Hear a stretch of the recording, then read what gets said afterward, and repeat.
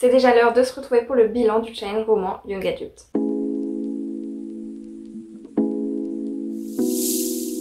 Bonjour à tous, c'est Divine, je suis très heureuse de vous retrouver aujourd'hui dans une nouvelle vidéo où je vais vous présenter mon bilan du challenge roman Young Adult, challenge créé par La Bouquinade.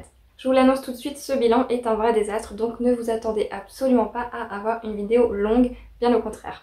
Si vous souhaitez plus d'informations sur ce challenge, je vous invite à aller voir en barre d'informations. Je vous donnerai ma précédente vidéo où je présentais le challenge, mais également la vidéo de La Bouquinade qui est quand même beaucoup plus explicative, je pense, que toutes les autres. Donc le challenge roman Young Adult était du 1er juillet au 31 août inclus. 31 août c'est aujourd'hui. Oui, je suis en gros pull, mais comme tout cet été, puisque encore aujourd'hui il pleut. Voilà, bienvenue dans le nord. Donc effectivement la luminosité change aussi en fonction des nuages, si ils sont plus ou moins gros. Et là apparemment il y en a un gros, désolé. Donc revenons à nos moutons, ce challenge dure 2 mois et du 1er juillet au 31 août vous aviez 7 catégories et le but était de lire un livre en fonction des catégories données. Je vous renvoie encore une fois à ma précédente vidéo où je vous montrais la palle que je m'étais sélectionnée pour ce challenge. Aujourd'hui, comme je vous l'ai dit, ça va être une vidéo très courte tout simplement parce que j'ai complètement foiré ce challenge. C'était la première fois que je participais et force m'est d'admettre qu'il y a plusieurs facteurs qui ont fait que j'ai pas vraiment pu lire de romans Young Adult. Le premier, c'est tout simplement que j'ai pas énormément de romans Young Adult dans ma palle. Le second, c'est que j'avais pas spécialement envie en plus de lire des romans Young Adult cet été, de toute évidence. Ça, je pouvais pas trop le savoir en avance. Et le troisième, tout simplement, j'ai pas lu expressément beaucoup de livres. Le mois d'août un peu plus, mais c'était plus des graphiques, donc voilà. En plus, la difficulté qui se rajoutait, c'est que forcément les livres que j'avais envie ne rentraient pas du tout, qu'ils soient Young Adult ou pas, dans les catégories qui étaient données.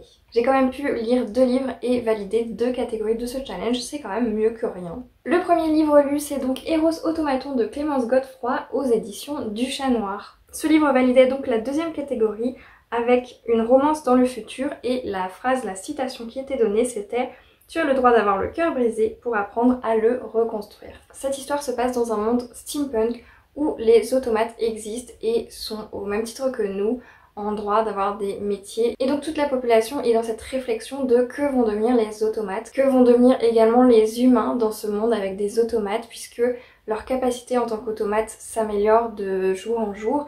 Et donc vraiment la peur d'être remplacé par les automates fait partie intégrante des réflexions données dans ce livre. Sachez que j'ai adoré cette lecture, j'ai aimé la romance, j'ai aimé les réflexions émises dans ce livre très sincèrement. C'est un livre qui remet les perspectives en place. C'est un livre également qui est extrêmement bien écrit, j'ai trouvé. Alors ça fait un moment que je l'ai lu et j'avoue que j'ai déjà oublié ce que j'en ai pensé. Mais si j'y pense, je vous mettrai en barre d'infos et peut-être juste là une capture d'écran de mon avis posté sur Instagram. Mais en tout cas, en résumé, ce que j'en retiens, c'est que j'ai adoré ma lecture.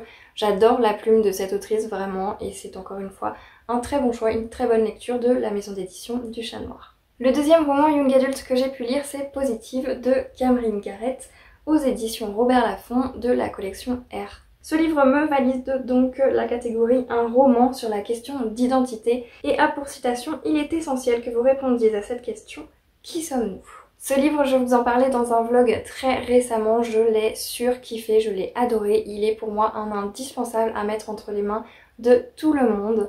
C'est un livre qui va traiter de l'identité que l'on se fait, que l'on se forge, que ce soit l'identité sexuelle évidemment, l'orientation sexuelle, mais également l'identité que l'on se fait en tant que personne de couleur dans un monde entouré de blancs avec ses préjugés et évidemment de l'identité que l'on se fait en tant que personne malade du VIH, du sida donc. Et donc c'est très important de voir ce qu'il se passe dans la tête de cette personne, de ce personnage principal. Pour un résumé très succinct, on va suivre ici Simone qui est une lycéenne. Elle a déjà changé une fois de lycée parce que sa séropositivité s'est su et c'était malheureusement pas son choix et quand tout le monde l'a su, ça a été l'hécatombe. La voici donc dans un nouveau lycée, tout se passe bien pour elle, elle a réussi à se faire 2 amis très proches. Et en plus, elle a un petit crush sur un garçon et potentiellement ce garçon ressent la même chose pour elle. Malheureusement pour elle, comme je vous le disais, elle est séropositive et donc va venir à un moment donné la question de à quel moment va-t-elle annoncer sa séropositivité d'autant plus qu'une personne mal intentionnée semble être au courant de sa séropositivité et vouloir la dénoncer auprès de tous les autres. Donc vous comprenez bien avec ce résumé que le personnage principal va vivre des choses pas très drôles et surtout ce qui est hyper fort dans ce livre c'est que vu qu'on a son point de vue de femme noire dans un monde entouré de blancs, de femmes qui se cherchent forcément, elle est encore très jeune, elle ne sait pas trop vers quelle orientation elle va, de femmes aussi qui est intégrée auprès de personnes qui ont des orientations sexuelles différentes, de femmes aussi qui en plus est séropositive et qui a déjà connu la situation où la vérité a éclaté et n'a pas du tout été bien prise par les gens autour d'elle. Donc ici vous avez des sujets vraiment très divers qui sont abordés mais très intéressants. Également sur la maladie du sida, vous allez avoir beaucoup d'informations, en tout cas quelques-unes que personnellement je ne savais pas et qui m'ont du coup appris à mieux appréhender aussi cette maladie que je connais très peu finalement. Donc vraiment très intéressant à mettre entre les mains de beaucoup de gens, je vous le conseille. Et c'est déjà tout puisque je n'ai pas d'autres livres à vous présenter malheureusement. Cependant je garde mes idées pour l'année prochaine, peut-être que les catégories vont revenir, peut-être pas.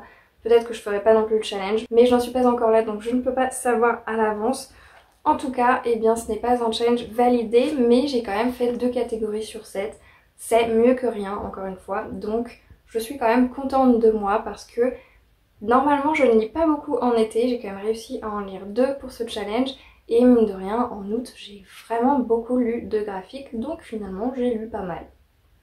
Même si pas assez pour ce challenge. Si vous avez participé également à ce challenge, n'hésitez pas à me le dire et à peut-être me partager. Alors je sais pas si vous pouvez mettre les liens vers vos vidéos en commentaire, mais en tout cas si vous voulez me dire que vous en avez mis une ou même venir me voir sur mes réseaux sociaux pour échanger au niveau de ce challenge, n'hésitez pas évidemment. En attendant donc vos retours sur ces 2 recommandations que j'ai pu vous faire via ce challenge et sur ce challenge, je vous remercie donc du fond du cœur d'avoir regardé cette vidéo jusqu'au bout. J'espère qu'elle vous a plu. Sur ce, je vous souhaite à toutes et à tous de très belles lectures et je vous dis à la prochaine.